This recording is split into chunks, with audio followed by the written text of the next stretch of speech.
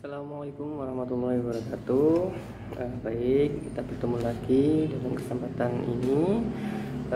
Pada pertemuan ini kita akan belajar mengenai materi konseling realita, seperti itu, yaitu saya ulangi, yaitu tentang konseling realita. Nah, di sini yang perlu diketahui, kita akan membahas secara singkat mengenai pendekatan konseling ini. Semoga teman-teman semua dalam keadaan sehat walafiat di rumahnya masing-masing dan bisa mempelajari materi ini dengan baik dan benar, seperti itu. Oke, kita mulai. Nah, di sini akan saya jelaskan secara singkat mengenai pendiri atau pengembang dari pendekatan konseling realita. Nah, di sini disebutkan bahwa pendekatan konseling realita atau pendekatan realita itu dikembangkan oleh William Glasser, seperti itu. Dia seorang psikolog yang berasal dari California. Nah, dalam pendekatan ini yang perlu dipahami adalah konselor bertindak aktif, direktif, dan didaktif, seperti itu. Jadi di sini konselor bertindak direktif, lebih aktif dalam proses konseling yang dilaksanakan, seperti itu. Nah, dalam hal ini konselor itu lebih berperan seperti halnya guru dan konseli itu sebagai seorang siswa. Karena apa? Nanti pada prosesnya konselor akan memberikan sebuah pembelajaran baru kepada konseli, seperti itu.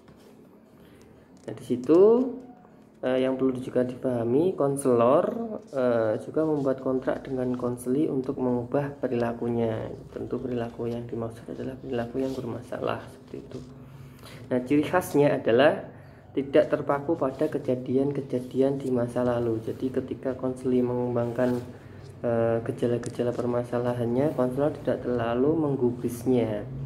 Jadi yang menjadi ditekan adalah saat ini dan sekarang, seperti itu, dan menghadapi realitas yang terjadi akan masalahnya. Tentu juga pendekatan ini juga tidak menaruh perhatian pada motif-motif bawah sadar sebagaimana pandangan kaum psikoanalisis atau pendekatan psikoanalisis, konseling psikoanalisis. Akan tetapi lebih menekankan pada pengubahan tingkah laku yang lebih bertanggung jawab dengan merencanakan dan melakukan tindakan-tindakan tersebut, seperti itu. Itu tadi penjelasan singkat. Teman-teman nanti bisa mencari lebih jauh mengenai tokoh dari konseling realita itu sendiri. Oke, kita lanjutkan. Konseling realita itu lebih kepada permasalahan yang sering kali dialami oleh konseli, yaitu ketidakmampuan konseli untuk terhubung, yaitu untuk menjadi dekat dengan orang lain, untuk memiliki hubungan yang memuaskan atau sukses dengan setidaknya satu orang penting dalam hidup mereka. Nah, di sini konselor akan membantu konseli menuju hubungan yang lebih memuaskan dan mengajarkan mereka cara berperilaku yang efektif. Bisa jadi perilaku yang ditunjukkan selama ini belum efektif, seperti itu. Oke, kita lanjutkan.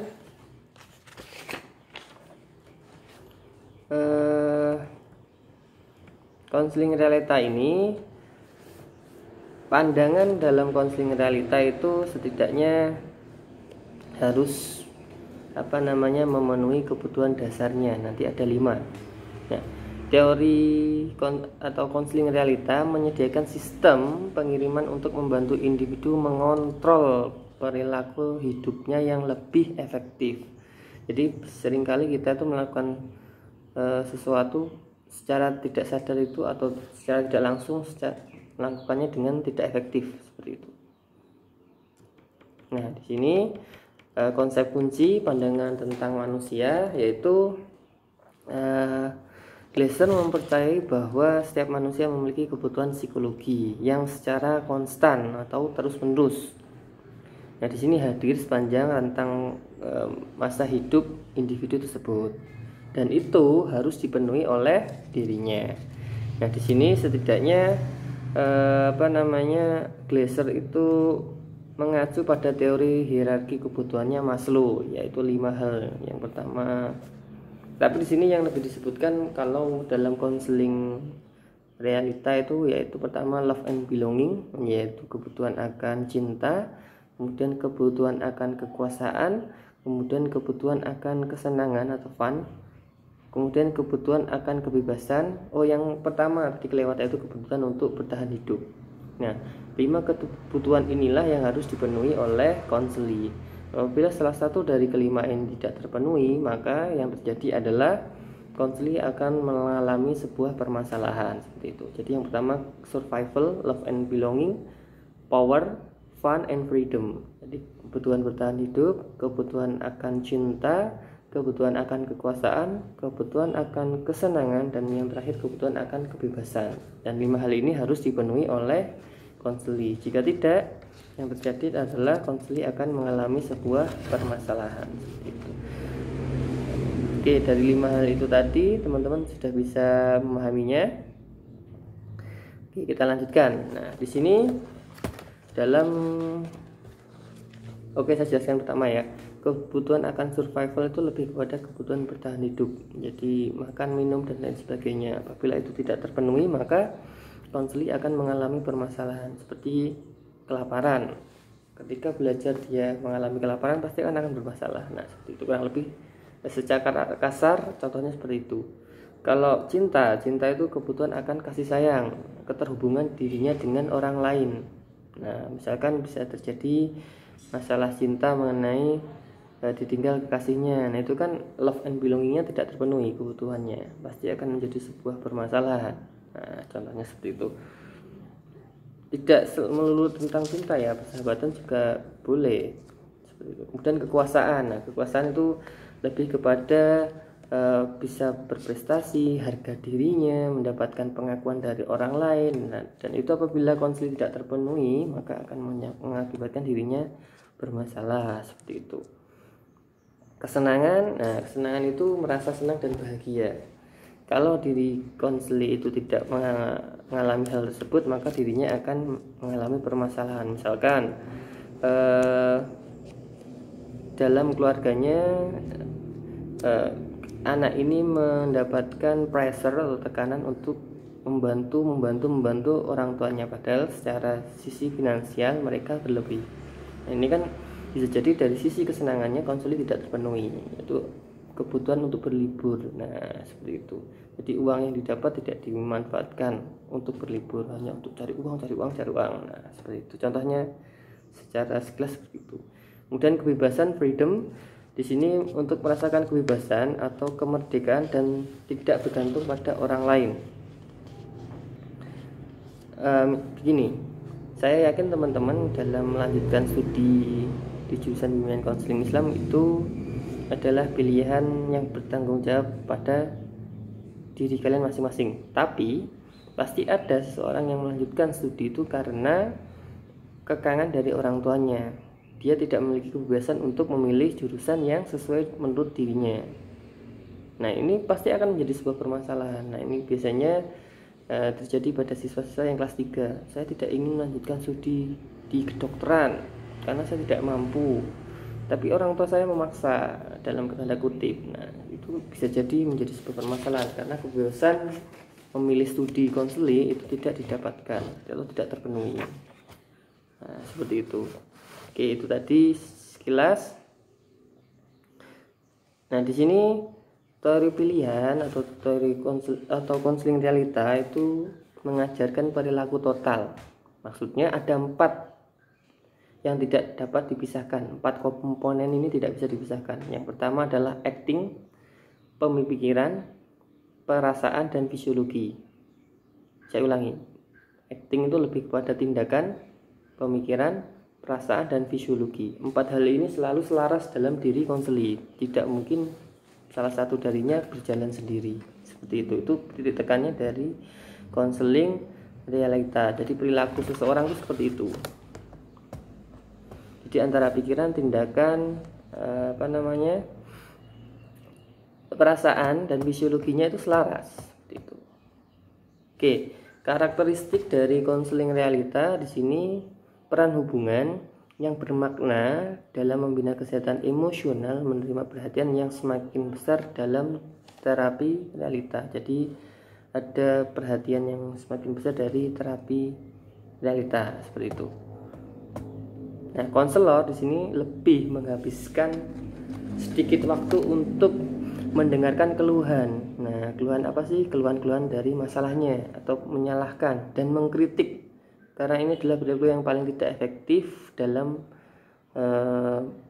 perilaku yang ada dalam diri kita. Jadi kita hindari yang namanya keluhan, menyalahkan, mengkritik, karena ini perilaku yang tidak efektif. Dan konselor di sini bertugas yaitu mengajarkan realitas perilaku yang ada dalam dirinya harus bagaimana. Nah, nanti itu bagaimana caranya? Yang pertama yaitu kita menekankan pilihan yang dan bertanggung jawab. Jadi pilihan apapun yang ada yang akan dipilih itu harus bertanggung jawab dalam diri konseli. Dan yang kedua menolak transferensi. Nah, transferensi perlu kita pahami, kita ingat kembali, transferensi itu kan pemindahan pengalaman masa lalu dari konseli ke konselor. Nah, di sini konselor realita menolak proses transferensi. Karena apa? Ya, konselor realita berusaha menjadi dirinya sendiri secara profesional. Jadi tidak terlibat dari pemindahan emosi dari konseli ke konselor. Seperti itu. Sehingga nanti dalam proses konselingnya hubungan untuk mengajar konseli itu lebih efektif. Seperti itu. Nah, ini menjaga proses konseling saat ini dan sekarang. Seperti itu. Artinya begini, Glasser itu berpendapat bahwa apapun kesalahan yang dibuat di masa lalu itu tidak relevan pada saat ini atau sekarang. Jadi yang sudah terjadi di masa lalu ya sudah, saat ini kamu bisa merubahnya, bukan jatuh ke lubang yang sama seperti itu.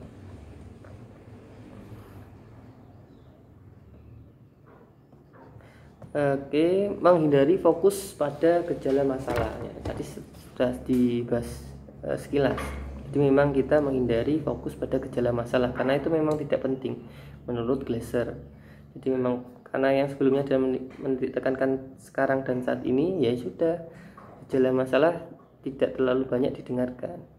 Dan lebih kepada Glasser itu membuat kesimpulan bahwa setiap permasalahan yang diakibatkan oleh konseli atau yang muncul itu karena adanya kesenjangan dalam berhubungan, artinya adanya ketidakbahagiaan dari konseli, seperti itu.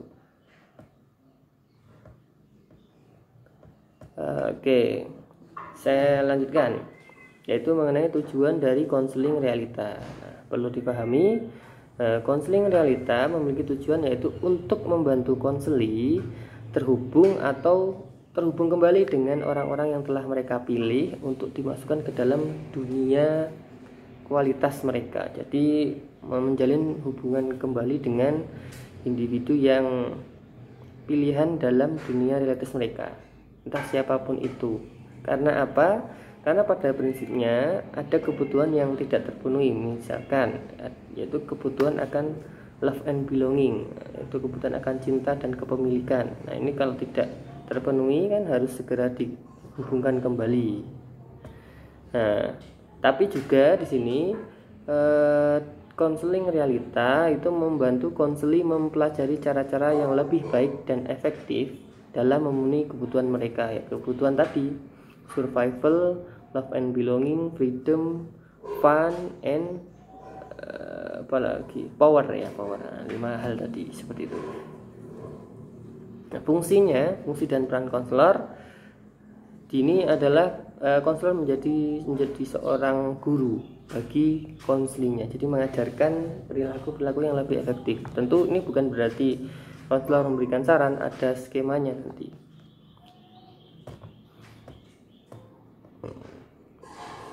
Nah, di sini yang perlu dipahami, konselor mengarahkan konseli untuk mengevaluasi apa yang sudah dilakukannya. Jadi bukan konselor yang mengevaluasi, tapi konseli diminta untuk berpikir sendiri tentang hal-hal apa saja yang sudah dilakukannya, apakah itu bermanfaat, apakah itu bisa menyelesaikan permasalahannya atau tidak, efektif atau tidak. Nah, seperti itu. Yang perlu dipahami, konselor harus bisa memberikan gagasan bahwa seberapa buruk masalah yang dialami oleh konseli, itu pasti ada yang namanya harapan untuk bisa menyelesaikan permasalahan tersebut. Jadi ini menjadi sebuah penguatan dari konselor kepada konseli seperti itu. Ya, lalu pengalaman konseli dalam konseling, konseli tidak diharapkan mundur di masa lalu dan dialihkan ke pembicaraan mengenai yang terjadi pada dirinya seperti itu. Penekanannya adalah pada tindakan-tindakan apa saja yang sudah dilakukan oleh konseli dalam menyelesaikan permasalahannya. Jadi nanti kita akan belajar mengenai WDEP, One Doing and Direction, Evaluation atau Self Evaluation and Planning, perencanaan baru.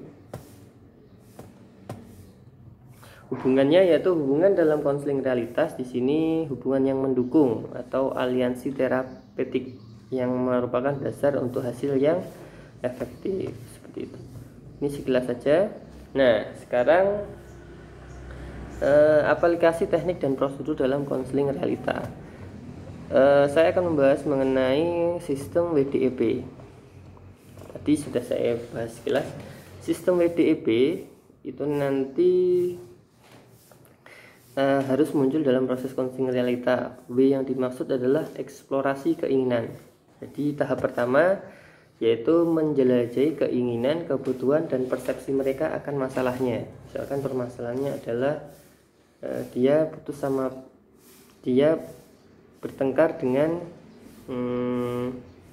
kekasihnya, maka harus dieksplorasi dari konselor keinginan apa dari keadaan yang dia alami, yaitu keadaan dia bertengkar dengan kekasihnya seperti itu. Jadi harus ada eksplorasi keinginan, want.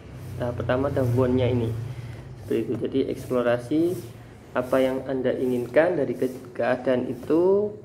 Saya ingin agar saya bisa dekat kembali dengan kekasih saya. Nah, ini kan berarti keinginan ini untuk memenuhi kebutuhan love and belonging.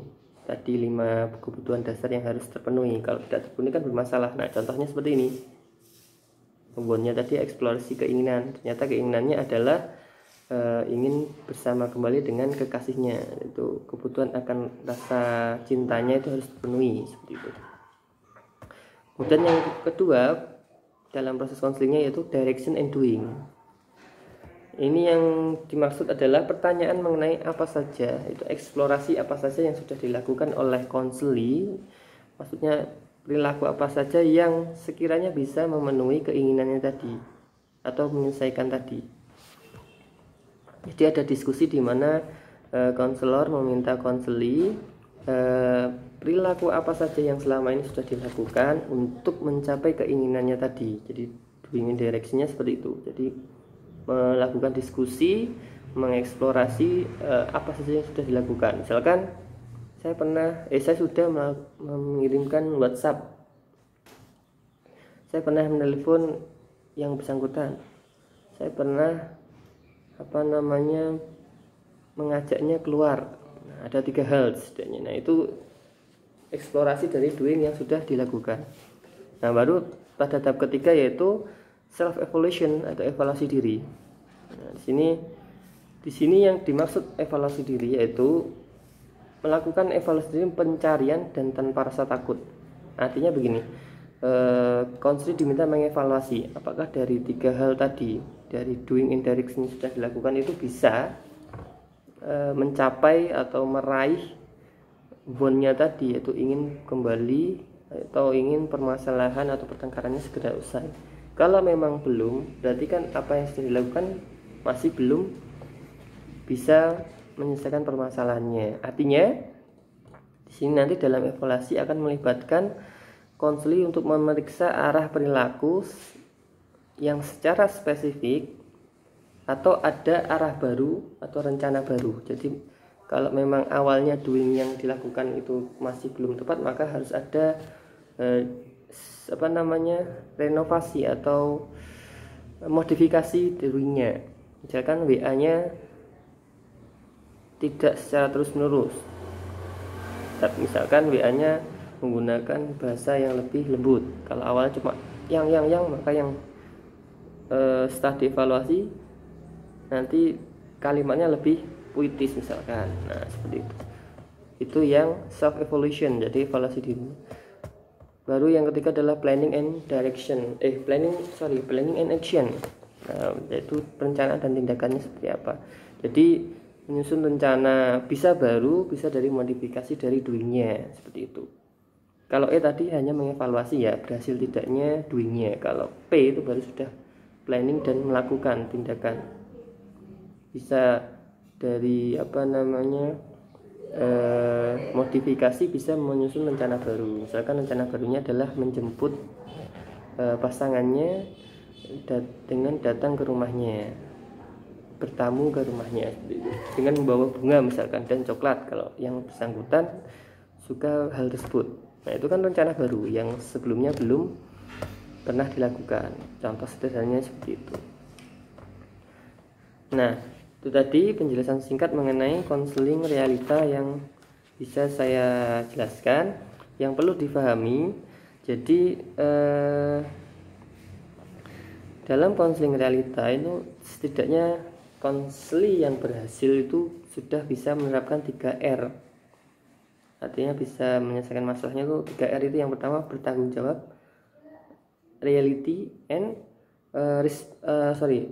right, benar, seperti itu. Jadi kalau yang pertama bertanggung jawab, tentu bertanggung jawab untuk memenuhi kebutuhannya tanpa harus merugikan orang lain. Kalau reality, kenyataan yang akan menjadi tantangan bagi individu, bagi konseli. Kenyataannya seperti itu, kenyataan dari pemasarannya seperti itu, dan kamu tuh anggaplah itu sebagai sebuah tantangan untuk segera diselesaikan. Kemudian right, benar, artinya setiap perilaku, tindakan, pemikiran yang dilakukan oleh konseli itu sudah sesuai dengan norma yang berlaku. Nah, ini perlu dipahami, jangan sampai kita membuat planning baru tapi kita melanggar norma. Nah, itu kan tidak benar. Jadi prinsip 3R ini juga menjadi landasan keberhasilan dari konseli dalam menyelesaikan permasalahan. Seperti itu. Itu penjelasan singkat mengenai konseling realita. Semoga materi ini bermanfaat bagi teman-teman semuanya. Saya rasa cukup. Terima kasih. Semoga apa yang kita pelajari ini bermanfaat, ilmunya bermanfaat, teman-teman bisa belajarnya dengan baik. Akhir kata dari saya, wassalamualaikum warahmatullahi wabarakatuh.